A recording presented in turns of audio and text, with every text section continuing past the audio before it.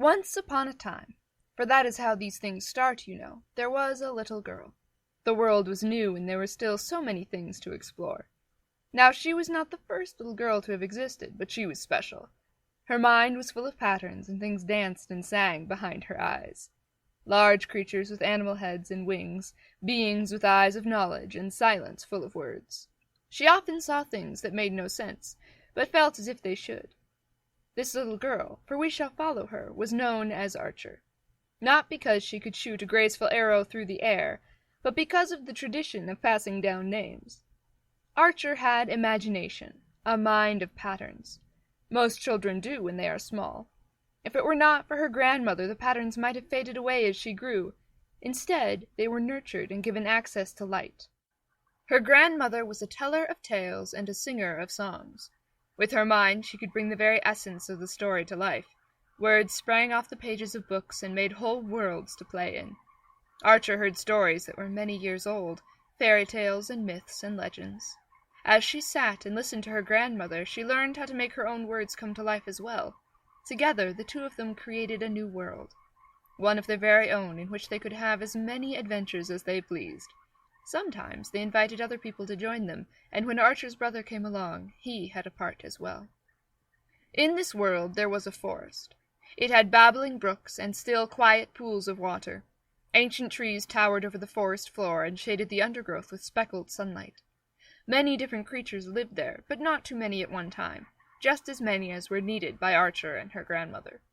Archer had her favorite characters to slip into, the Black Panther, often used as a villain when it was required for good storytelling, and a very wise old owl. Her grandmother always wore the face of Forest Boy. He was the king of the forest in the same way that Peter Pan is king of his island. Forest Boy always had tumbles and adventures. There were creatures that both helped and hindered him. A large snake often proved to be troublesome. In this forest, Archer and her grandmother explored dangerous places and learned new ways to shape the world around them. Her grandmother was much more learned in the ways of world building, having had more experience, but Archer watched and learned as well. Her mind was full of patterns, and things danced and sang behind her eyes.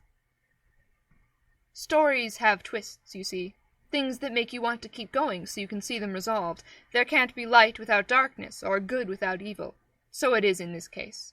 The grandmother fell prey to the Eater of Worlds, the force that many have fought but few have survived. It was as if the sun had been blotted out. The ability to build worlds was gone from Archer. Her grandmother had often told her about the thing that placed the patterns in her head and gave her the gift of creation. It is strange to tell a story about the root of stories that didn't need a teller in the first place. But sometimes the best stories are the ones you do not understand, and don't need to pursue the meaning of. It is our understanding that all stories must have a beginning, middle, and an end, and all stories have a teller, a creator. This was not one of those stories that you can tell around the fire on a moonlit night while the night is chill at your back and the light from the flames flickers heat against your face. Nor was it a story that creates another world. It was something else. In the beginning there was only one thing. Nothing. No, it was less than nothing, because nothing is something you cannot explain. This was other, a complete lack of anything, so much so that it cannot even be described. But along with this nothing there was a story that had always been. It was separate from the nothing, but did not exist in the way that you and I exist. This was a story, the beginning of all. It never was created or told, and does not have an end.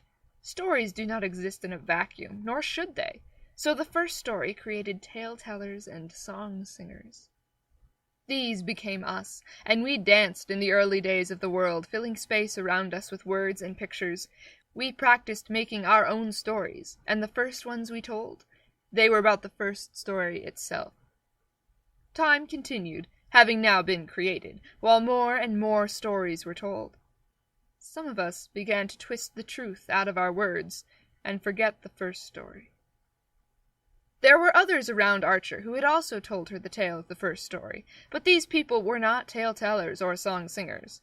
They tried to make their dead and empty words dance, but it was more like a gruesome marionette show. Their stories were empty and created no worlds to walk. These were the stories that you listen to when you have been told, the ones that are painful to sit through as your eyes try to close and your body aches. These non-tale-tellers twisted the beauty of the first story, making it seem lifeless. Archer was lost. Creation relieved the patterns in her head and allowed her mind to wander to new things. Without it, she spent more and more time with the creatures with animal heads and wings, beings with eyes of knowledge and silence full of words. They were not fully formed, but she began to call them her dream guardians. And so, Archer grew up. So Archer left behind the life she knew and went on a quest as she had so many times in the worlds that her grandmother had created. Maybe if she traveled in enough worlds, there would be someone who could reignite her spark. And so she searched. There was a world of straight lines and tight corners. Words were as regulated as an army of little tin soldiers that one might get in a stocking on Christmas morning. There was no wondering, only finding. This was not a world where exploration was something to be approached with bated breath and a catch of excitement in the stomach. Why would there be? You could simply reach out a hand and the piece of information you wished for was there, nearly immediately. There was life missing from this place. So Archer learned what she could and journeyed on, turning her back on the world of straight lines and tight corners. The next world was a relief after the intense geometry of the last. Open spaces and clean, bare floors. This was a place of silence and peace. She gladly sought out what might be below the surface, for surely if it was this good when first looking at it, there must be something more. To her dismay, she found that the whole place was made of paper balloons. One small prick, and they imploded inward with a rush of air and a horrible sucking noise. There was silence, yes, but not a silence full of words or beauty. The silence was there because there was nothing else to fill it with. There was peace, but only because there was no strife or war. Not having evil does not mean that you have good. She learned what she could, though it was mostly in what not to learn, and moved on. In the distance behind her, the world swayed slightly against a light breeze. Turning back, she had to admit that it looked so beautiful from the outside. Some stories lack substance. And so she journeyed on, this girl with silence full of words and patterns in her mind. She visited many places in her travels, ones with hints of good, and ones that were mostly bad. Archer was beginning to lose hope. There didn't seem to be a world that she could find where people spoke truth most of the time, and would help her regain what she had lost. Often it is not the end of a story that is most important.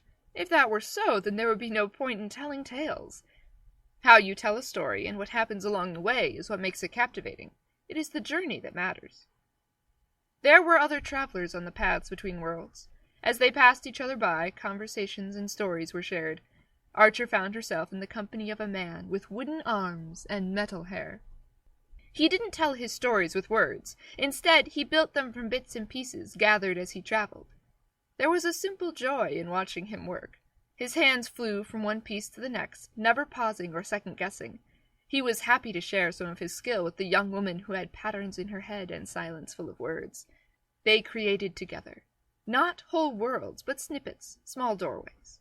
Creatures with dark eyes that followed you, and wings of woven wire. They traveled together, this young woman and the man with wooden arms, until it was time for them to head their own ways. Archer felt as if she had been traveling the road between worlds for lifetimes. Every place she stopped at lacked something, mostly truth, sometimes joy, often peace. She had learned many new skills, but was still unable to create the way that her grandmother had taught her. There was a missing piece to her puzzle. The first story had gone out of it. Trying to find the root of patterns again was like trying to catch smoke in a butterfly net. Wisps vanished away in the light breeze. Discouraged, she sat by a tall tree and waited. She was angry and confused. Some of her fellow travelers passed by and asked what was needed. How could she tell them when she didn't know? One of them, a young man who she called friend, and who had eyes that danced, but held hints of danger, stayed with her. He told Archer of this world he had once visited. It held others, who she had met, who had traveled there. He said only that she might enjoy it. Lacking a better place to go, she followed his directions. They took her back nearly to the place she had started. This was a world of things that were familiar, cast in a new light. The story had a new teller. It was an older world, created long ago by people who also searched for the first story. Everywhere she looked there were hints of truth. Joy seemed to radiate from the very cracks in the walls and up from the base of the world. It was not empty. Storytellers from many different places lived together, and together they created.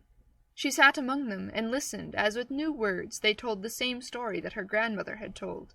It felt like home. She breathed in and thought.